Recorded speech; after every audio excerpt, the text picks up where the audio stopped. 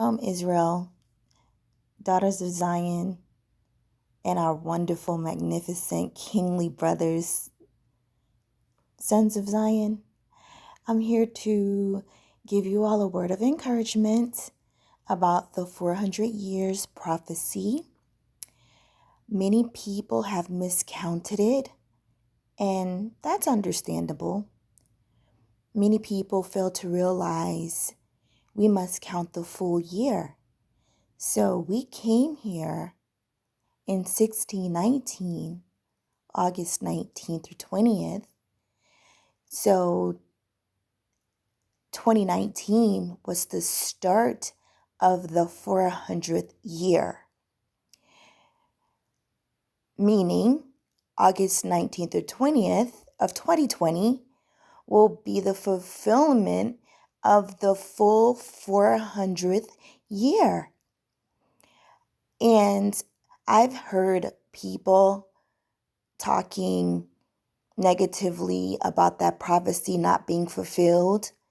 I've received comments from people basically trying to check me about, what happened to the 400-year 2019 year of return or fulfillment of the prophecy? Woe to them, because they're not checking me.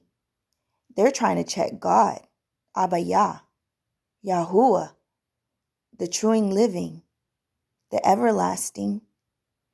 So whatever comes of them,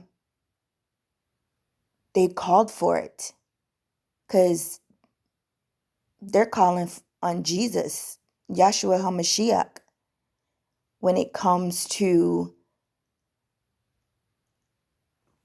honoring who he came here for.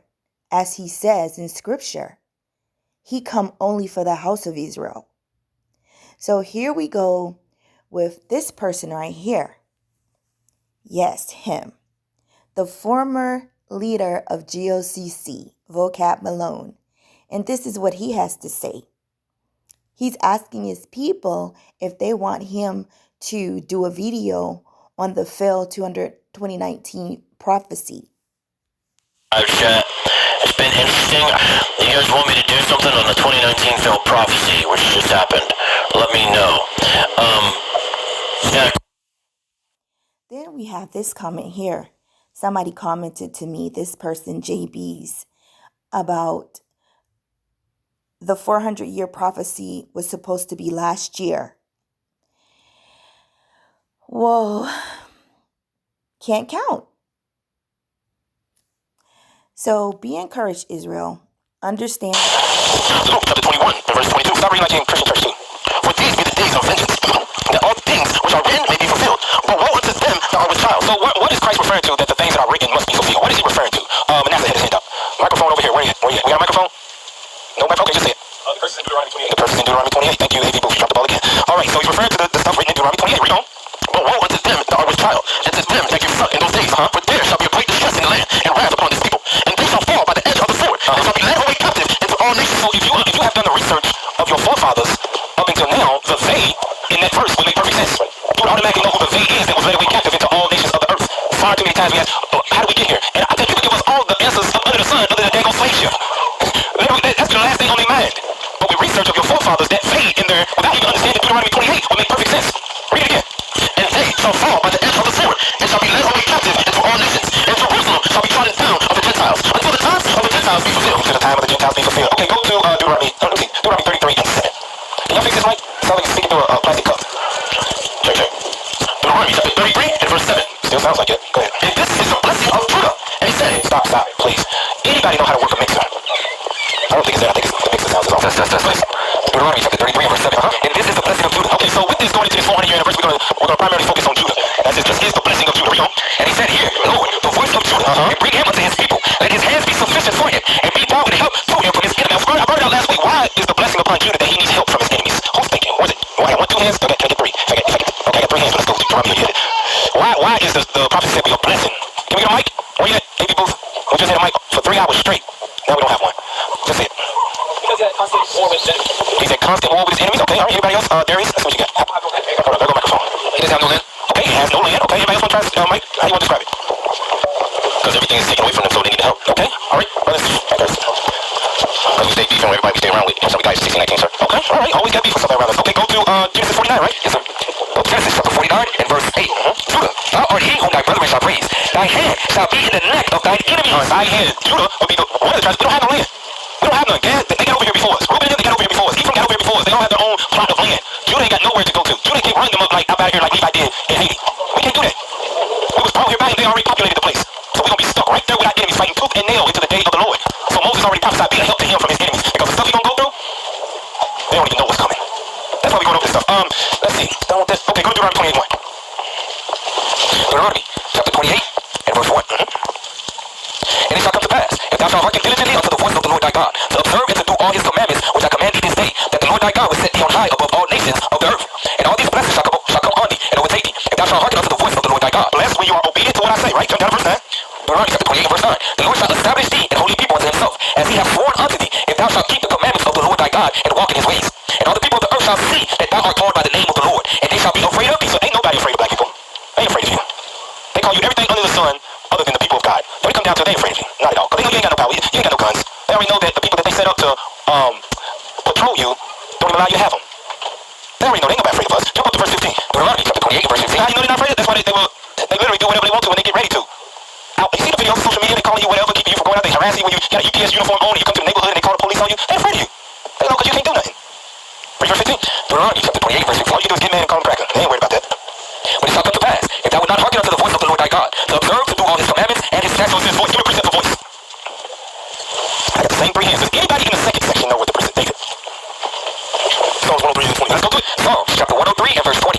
Bless the Lord, ye his angels that excel in strength, that do his commandments. Hearken unto the voice of his word. So the voice is the commandments that he tells us to keep. Right? Go back to Deuteronomy 28. Deuteronomy chapter 28 and verse 15. When it shall come to pass, if thou wilt not hearken unto the voice of the Lord thy God, to observe to do all his commandments, what's the precept what to do?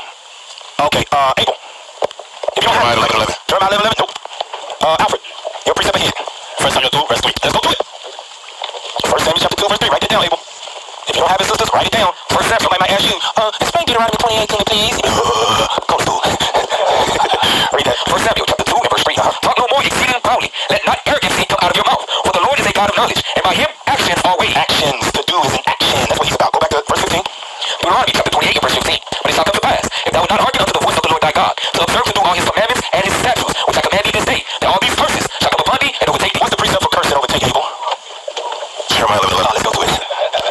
Jeremiah chapter 11 and verse 11. Therefore, thus saith the Lord. This is what's showing you what a curse is in layman's terms. Go ahead. Behold, I will bring evil upon them, curses, which they shall not be able to escape. And though they shall cry unto me, I will not hearken unto them. Evil that they cannot escape. Curses shall overtake you. That's the precept to help make it easy to understand, because that's our job, is to cause the reader, cause the listener to understand the reading. So let's go back to Deuteronomy 28:15. Deuteronomy chapter 28 verse 15. When it shall come to pass, if thou wilt not hearken unto the voice of the Lord thy God, to observe to do all his commandments and his statutes, which I command thee this day, that all these curses shall come upon thee and overtake thee. Hold up, the Bible study tools.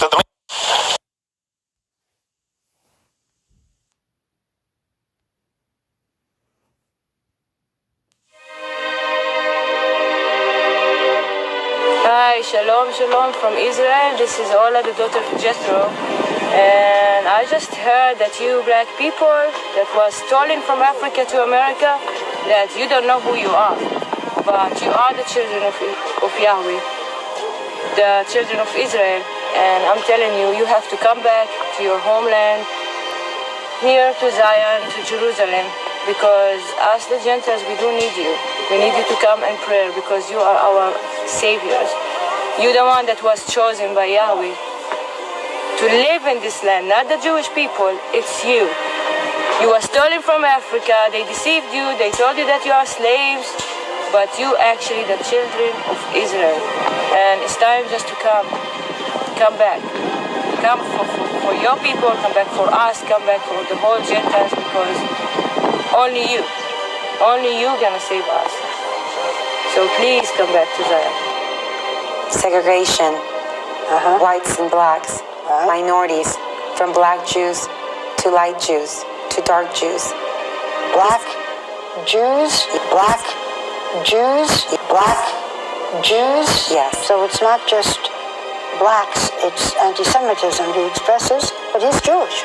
Conversion. Personally, I like to think that the same people who think Chuck Norris is a great actor think Obama's the Antichrist. That's hilarious to me. But keep in mind, according to the book of Revelation, John saw Jesus and described him as having hair like wool and feet the color of burned brass. Yeah, he's a brother. It's going to be very awkward for the rapture folk when Jesus comes back and winds up being a homeless liberal black guy who speaks zero English. Now, I know this is very depressing, all you rapture Christians, but cheer up. The rapture may be a racket, but it's not the end of the world. That's Viewpoint for tonight. I want to thank... What I'm about to tell you is that the Israelites, the so-called Jews that are living in Israel today, are not the real Israelites. The real Israelites are the black and brown people of the world. What happened was when the black people that were the true Israelites and the brown people that were the true Hebrew Israelites fell from God's word as it is written, were cursed. So what happened was Rome came and sacked that land, and they all fled. They went in all around the place, all around up north, south, east, west, but mostly down into Africa. They lived there for a little while in the wilderness until they were taken by slave ships to the Americas. The people that are in Israel today are converts. They come from Khazaria, which is southern Russia. They were visited by Hebrew Israelites at one time and learned from them. That's how they know all the customs. They can speak Hebrew and all that. They learned that. But they converted to Judaism. They are not true Hebrew Israelites. And I just wanted to be talking about that Jesus was not white. He was a black man. And I know this is going to offend a lot of you racist Christians out there, man, but it's true, man. I mean, I'm not going to lie. White people are racist, man.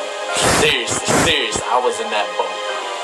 I mean, white people are racist, but I'm not sticking up for, I'm not kissing butt here, but I'm just saying that Jesus was not white. He was a black man. He was a black man. I got proof to back this stuff up, man. And I'm just saying, man, I see white Jesus all over the churches, white Jesus all over the walls, and Jesus wasn't white, man. You preachers know that. You preachers know he wasn't white. You're afraid to stick up for the true Jesus Christ? Are you serious, man? What are you doing? You're just wasting your time, man. I mean, if you're not going to preach the true gospel, I mean, you might as well just sell your soul to Satan, man. You ain't fooling God. But anyways, I'm coming just to tell you people, man, that Jesus was not white. He was a black man. And a lot of people do not know this, man, because this is just a lie that's been going around. And I know preachers read this stuff, but they don't want to talk about how Jesus was black. They don't want to talk about how Jesus had a rejecting image. They don't want to talk about that. They want to make Jesus white. You can't make Jesus white. He wasn't white. You can't make Jesus white. You can't. You can't make Jesus Japanese. You can't make Jesus Chinese. You can't make Jesus Mexican. Jesus was black. He was black when he walked. Hi everybody, my name's Daniel St. Germain. I'm going to do this real fast. My phone only gives me about 7 minutes. So what I'm going to do is I'm going to give you the scripture first on 2 sets of Jews. The true chosen people of God from the beginning, and the imposters. Straight scripture, straightforward, right now. Get your pens ready. Everything I'm going to tell you in this little synopsis that I'm going to give you for the fake Jews. Revelations 2:9 and Revelations 3:9.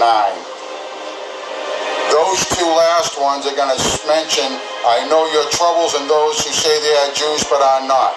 But check all those scriptures after I give a synopsis. Believe no man. Now, to the real Hebrew Israelites. You're going to refer to Deuteronomy 28:64-68.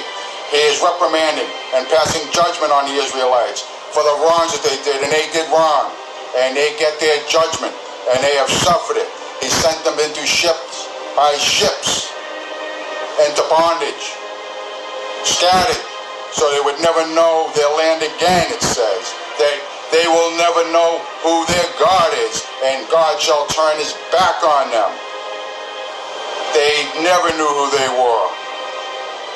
The Jews today happen to have heritage, and they know who they are, but it violates everything that we're going to look at in your scriptures of Deuteronomy, Jeremiah, Zechariah.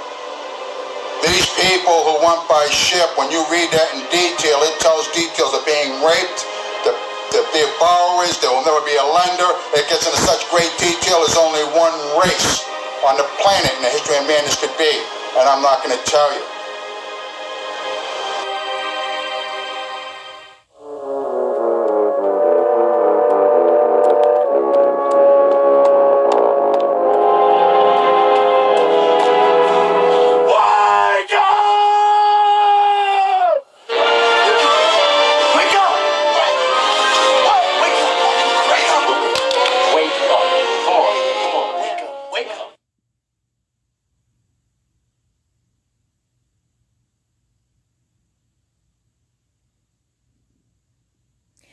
Be encouraged, Israel.